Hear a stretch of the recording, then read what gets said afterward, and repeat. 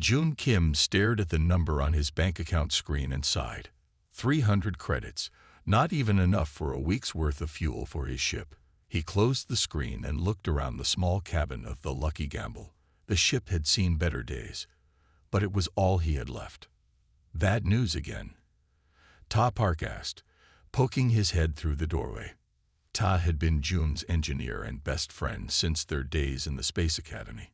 His usually cheerful face now showed worry. "We're broke," June said simply. "The big shipping companies have taken all the safe routes. There's nothing left for small haulers like us." Ta sat down in the co-pilot's chair. "So what's the plan?" "The Galactic Employment Agency. Maybe they have something no one else wants." "That sounds dangerous," Ta said, but he was already reaching for his jacket. The Galactic Employment Agency office was on Level 3 of Horizon 9 Station. It was a busy place where beings from all 27 species of the Galactic Confederation came looking for work. Humans were still new to the Confederation, having joined only 30 years ago. Director Han, a tall Nivian with blue skin and 4 arms, looked up when June and Ta entered. Nivians were known for being very careful and never taking risks. "Humans," Director Han said, not sounding pleased. "Let me guess. You're looking for work." "Yes," Jun said. "Anything available?" Director Han tapped on his screen with 2 of his 4 hands. "There is one job. It has been open for 3 months. No one will take it." June leaned forward. "What's the job?" "Delivering medical supplies to Colony Serenity." Ta frowned. "That's a standard run. Why would no one take it?" Director Han's face became serious.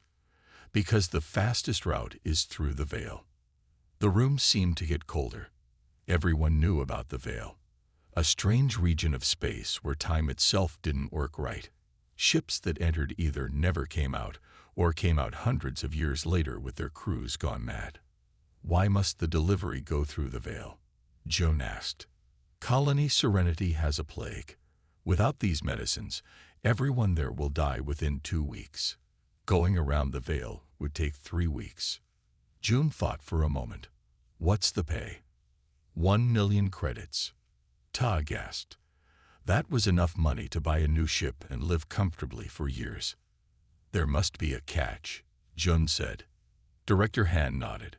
"The Veil affects the minds of most species. But humans, your brains work differently. Scientists think humans might be able to handle the time changes better than other species." "Might?" Ta asked. "There is only one record of a human ship attempting the Veil. Captain Da Song. His ship came back, but he hasn't been the same since." June and Ta looked at each other. This was madness. But people were dying, and they needed the money. "Where is Captain Song now?" June asked. "Medical facility on Level 7. He talks about voices between time and carries an old pocket watch everywhere." June stood up. "We'll take the job." "June," Ta protested. "People will die, Ta, and no one else will do it." Director Han looked surprised. "This is why other species find humans so strange. You take risks no one else would consider." As they signed the contract, a new person entered the office. A woman with determined eyes and a medical badge. "I'm Dr. Min Lee," she said. "And if you're taking my medicine through the Veil, I'm coming with you." June looked at the serious doctor, then at his worried friend. Whatever waited in the Veil, they would face it together. Only humans would dare to take this job, and only humans might survive it. "We should talk to Captain Song before we leave," Jum said as they prepared the ship. "He's the only one who's been through the Veil and returned." The medical facility on Level 7 was clean and quiet. Captain Da Song sat by a window, staring at the stars. He was thin and his hair had turned white, though he wasn't old.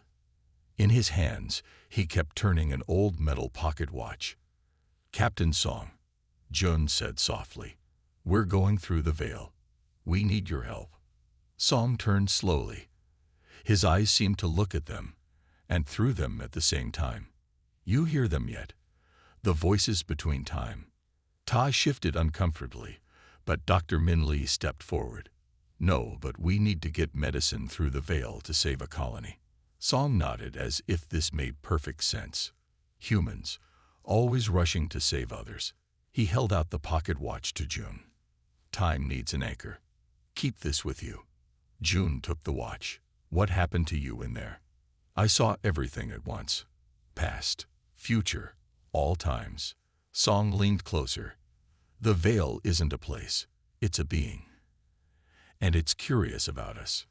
2 days later, the Lucky Gamble approached the veil.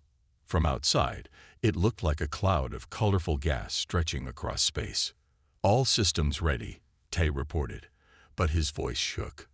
Medicine secured, Dr. Lee said, checking her precious cargo. Jum gripped Captain Song's pocket watch in one hand and the ship controls in the other. Here we go. They entered the veil. At first, nothing happened. Then June noticed his coffee cup. The liquid inside was moving up and down, sometimes spilling over the rim. Then the spill would flow back into the cup as if time were rewinding. Look at your hands, Dr. Lee whispered. Tay's hands were blurring. Sometimes they looked younger, sometimes older, sometimes they seemed to be in slightly different positions all at once. The ship's computer is acting strange, Ta said. It's talking to itself. The screen flickered, showing the ship's AI having conversations with copies of itself. We're experiencing multiple timelines at once, Dr. Lee said, surprisingly calm. This is why other species go mad here. June felt strange too, like his thoughts were spreading out in all directions. He clutched the pocket watch tighter. Somehow, focusing on its steady ticking helped him stay grounded. A voice filled the ship, though the communication system was off. It was deep and seemed to come from everywhere. Humans, so fragile, yet you enter my realm willingly. What are you? June asked. I am the veil. I am time and space folded together. Dr. Lee stepped forward. We need to pass through to save people. Many have tried. They remain here, caught between moments. The ship shuddered. Through the windows, they saw other ships frozen in strange bubbles of light. In each, crews moved in endless loops, the same few seconds repeating forever. You will join them, the voice said. A terrible storm of light appeared ahead, blocking their path. No, Jun said firmly, holding up the pocket watch. We have an anchor, and humans don't give up. Interesting. The voice seemed curious. All other species begged or tried to bargain. Would you sacrifice one crew member to save the others? Never, June, Tai, and Dr. Lee said together. For a moment, everything was silent. Then the voice returned, sounding different. Perhaps you are worthy of passing after all. But first, a test. The storm grew larger, swallowing their ship in blinding light. The storm of light faded. June opened his eyes to see stars through the window. Normal stars. They had made it through the veil. We're out, Ta shouted, checking the ship's systems. But we're near Colony Serenity's sun, not the planet. And our engines are damaged. Dr. Lee rushed to check her medical supplies. The medicine, it looks different. The containers glowed with a faint blue light they didn't have before. The veil changed it somehow, Jun said. He looked at Captain Song's pocket watch. It still ticked steadily, but now the hands moved backward. We need to reach the colony fast, Dr. Lee reminded them. People are dying. Todd looked at the engine readings. I can fix it, but someone needs to go outside the ship to replace a burned part. I'll do it, Jun said. The sun's radiation is dangerous, Todd warned. People are counting on us, Jun replied. Working together, they managed to repair the ship. June returned safely, though the radiation had made him sick. They flew quickly to Colony Serenity. Governor G met them at the landing pad. He was tired, and his eyes showed little hope. You're the humans who came through the veil. I didn't believe it was possible. We brought the medicine, Dr. Lee said. Take us to the sick immediately. The colony's hospital was full. People lay in beds, their skin marked with purple spots. Among them was a small girl named Sun Young. "She has only hours left," a doctor told them. Dr. Lee prepared her medicine quickly. It was changed in the veil. "I hope it still works." She gave the medicine to Sun Young first. For a moment, nothing happened. Then the girl's breathing became easier. The purple spots began to fade. Within minutes, she opened her eyes and smiled. "It works better than before," Dr. Lee said in amazement. The veil enhanced it somehow. They treated everyone in the hospital.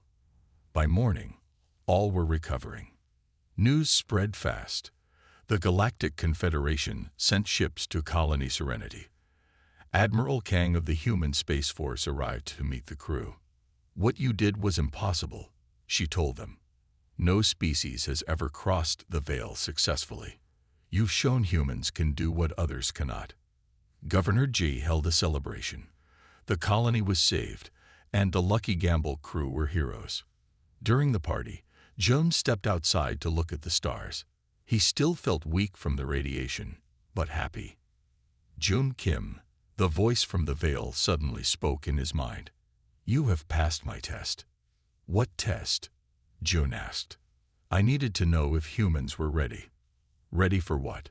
"The universe holds many dangers. Some species are too careful to face them. Others too selfish. Humans risk themselves to save others. The galaxy will need this quality soon." The voice faded. Tai and Dr. Lee joined Jun outside. "What happens now?" Tai asked. "We've already received 10 job offers," Dr. Lee smiled. "All for missions other species won't take." Jun looked at Captain Song's pocket watch, now ticking normally again. Only humans would dare to take these jobs. And that's exactly why the galaxy needs us. In the following months, humans became known throughout the Confederation for doing the impossible. When a job was too dangerous, when hope seemed lost, people would say the same thing. "Send for the humans. They'll find a way."